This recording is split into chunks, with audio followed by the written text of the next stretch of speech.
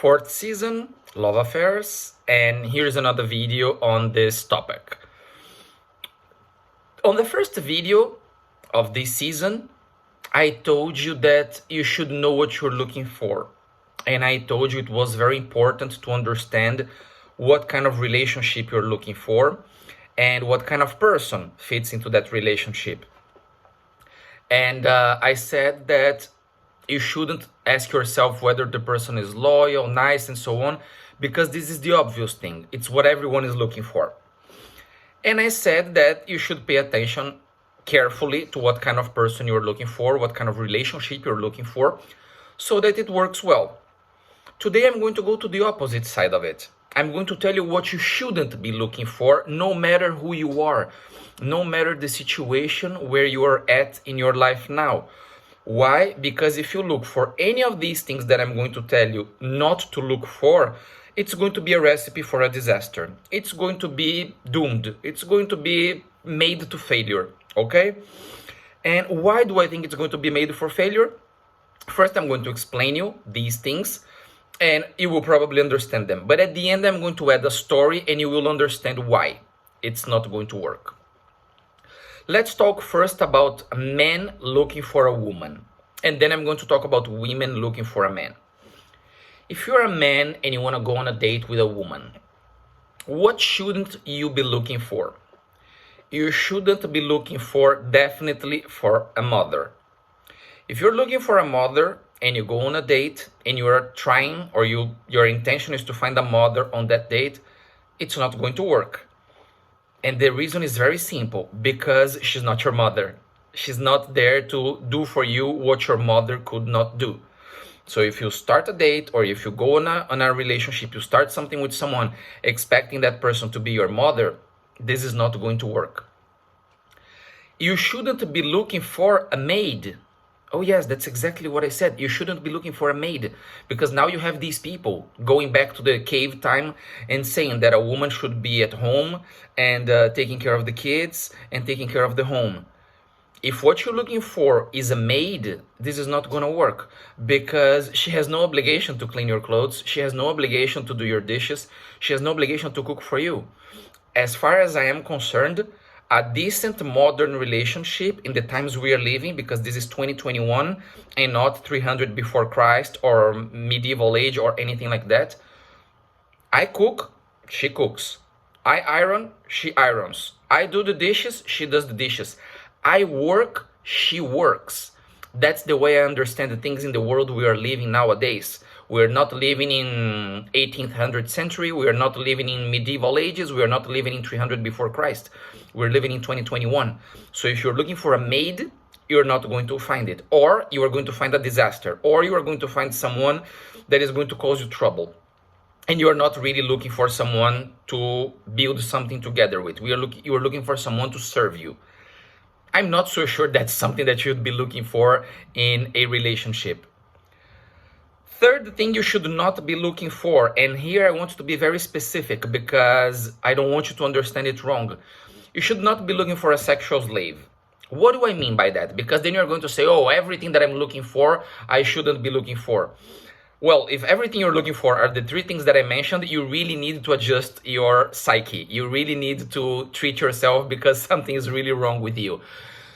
And what I'm saying here is you should not expect the person to be there for you sexually whenever you want and to do whatever you want. Because just like you, the other person has issues, has problems, has bad days, good days, has things to solve in life, and so on. So sometimes the person is not going to feel good. Sometimes the person is going to have a headache, just like you. Imagine if you find a woman that is, I don't know, an infomaniac, and she wants it all the time, and one day you arrive tired from work, you arrive stressed, and you're not feeling good. And don't come with me with that blah blah blah that you always want. You are always up for it. There will be days in which you're not feeling good. And what's up if she wants it? Well, same story. So if you're looking for a mother, a maid, or a sexual slave, it's not gonna work. Or it's going to work for a little while, and then things will come clearly out, and it's going to be a recipe for disaster, at least in my opinion. And not only that, I think it is not a mature behavior to be looking for these three things. This shows that you are extremely needy. This shows that you are extremely dependent on someone else, that you need someone else to be doing things for you. And I don't think this is a good idea. Now let's go for women, and then I'm going to tell you a story. If you're a woman and you're going on a date with a man, what you shouldn't be looking for, unless you want something very short term, you don't care about the person, there are zero feelings involved, and you are just a machine, a robot, senseless, emotionless. If you go on a date with a man and you are looking for a sponsor, this is not going to work. This is definitely not going to work, because you are looking for something that the person is not obliged to give you. The person is not your bank. If you're going on a date looking for a father to fill in the gap of your missing father, the one that was never there, that one that mistreated you, the one that didn't do what he should do for you as a father, that didn't fulfill his role as a father, this is not going to work, because just like I told men, that person is anything possible but your father. Your father is the one that you've had or that you still have. But that person is not. That person is not your father. So he's not there to take care of things that your father should have taken care of. He's not there to solve problems that your father should have solved. He's not there to replace your father's figure. And if your father was a bad figure in your life, you're not supposed to hate him, because he has nothing to do with what your father did or did not do for you. So don't look for a father if you're going on a date with a guy.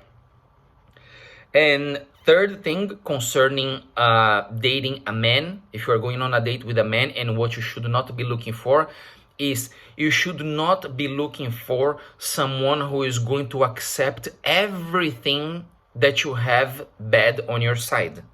Because nowadays we have this fashion that if you want to be with me, you also have to accept my horrible side. Look, if your horrible side is that horrible and you are going to make someone's life hell, I'm sorry, no one is obliged to accept that. No one is looking for a relationship in order to go to hell. People are looking for a relationship in order to have peace, harmony, a project together, build a life together. That doesn't mean that there will never have problems. That doesn't mean that there will never have issues, that everything is going to go smoothly and without turbulence. But if all you have to bring are problems, no one is obliged to accept that. So if you're looking for a sponsor, if you're looking for a father, or if you're looking someone who is going to put up with all the bad things that you carry with you, it's a recipe for a disaster, as I said. It is not going to work. It's just going to be trouble. Solve those things in your life first before you start a relationship. Then you are really going to enter in a decent relationship that has everything potentially to work well and work long. Now, let me tell you a story in terms of dating, so that you understand what's going on and you learn to visualize things. I could tell you thousands of stories, okay? I'm gonna tell you one, and it concerns a man dating a woman. But I could tell you another story of a woman dating a man and going through something similar. I know this guy, he is older than me, he's a tall guy, he's in decent shape, he makes a lot of money, you can call him a very rich person, he's very presentable, clean, sharply dressed, and so on. He met this woman in a conference, in an event, I don't know exactly where it was. And she's younger than him, over 10 years younger than him. And he got her contact, her phone, and he invited her on a date. And he said, let's go out, let's get together, let's meet. And she said, all right, I want to have a dinner at this restaurant. Very specific. She said, I want to go for dinner in this restaurant. This was the most expensive restaurant in town.